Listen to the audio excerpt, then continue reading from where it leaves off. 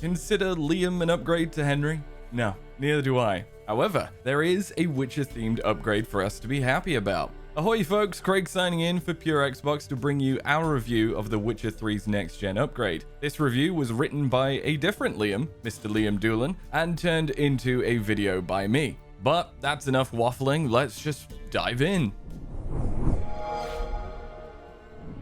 You really look quite dashing in black velvet. Think so? Maybe I can have some of my armor lined with it. Polish developer CD Projekt Red has been to hell and back with the release of Cyberpunk 2077. The futuristic ARPG originally shipped with major bugs, performance issues, and AI problems, and overall felt like it just simply wasn't ready for launch. It got so bad that at one point, Poland's Office of Competition and Consumer Protection had to step in to ensure the company delivered on its promises to fix the game. 2 years later, CD Projekt Red is looking to enter a new and much brighter chapter in its history, with the long-awaited next-gen upgrade for The Witcher 3. Unlike Cyberpunk 2077, which admittedly tanked the company's rep when it first arrived on the scene, the third entry in the Witcher series well and truly established CD Projekt Red as a national treasure back in 2015.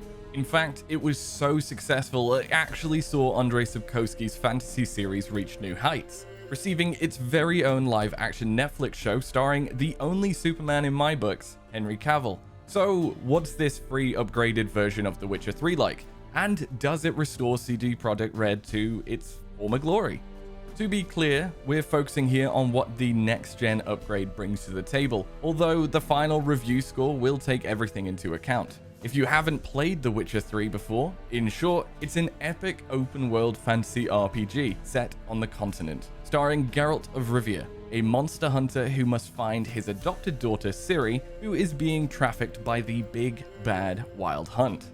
Right, with all of that out of the way, the next generation version of The Witcher 3 is made up of mostly subtle feature improvements over the existing game.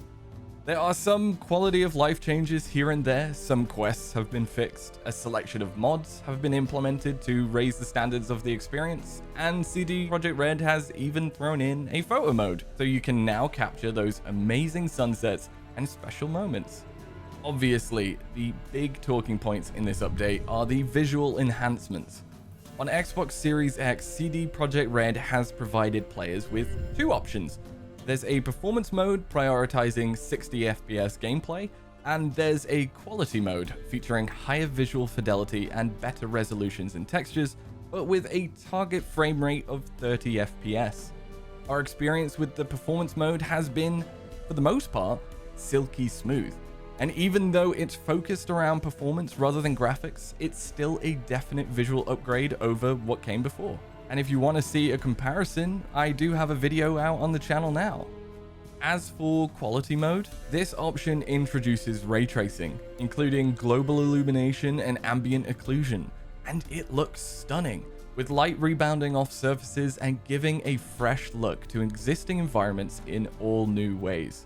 That said, we did experience a few quality mode bugs in our pre-launch build, crashes, flickering, and shadow issues, but we've been advised that a patch will hopefully be distributed prior to the release of this game, and it will address additional performance and quality enhancements. When everything worked as intended though, and that was for the most part, it all looked magnificent.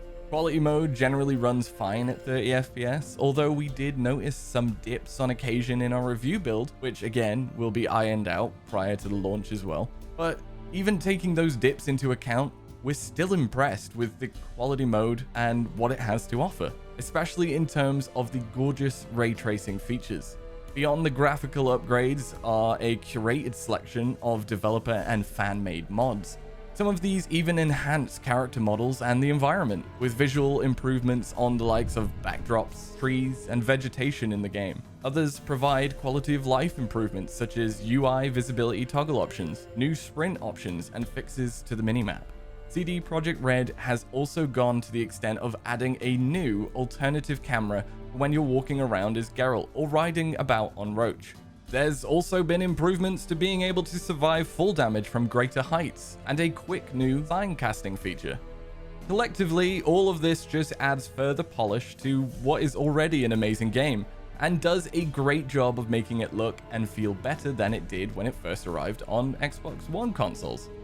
And this brings us to the new questing content in the game. Joining the next-gen upgrade is a special quest featuring unlockable items, inspired by The Witcher's Netflix series. We won't go into spoiler territory here, but it starts outside the Devil's Pit, located in Velen, not far from the Hangman's Tree.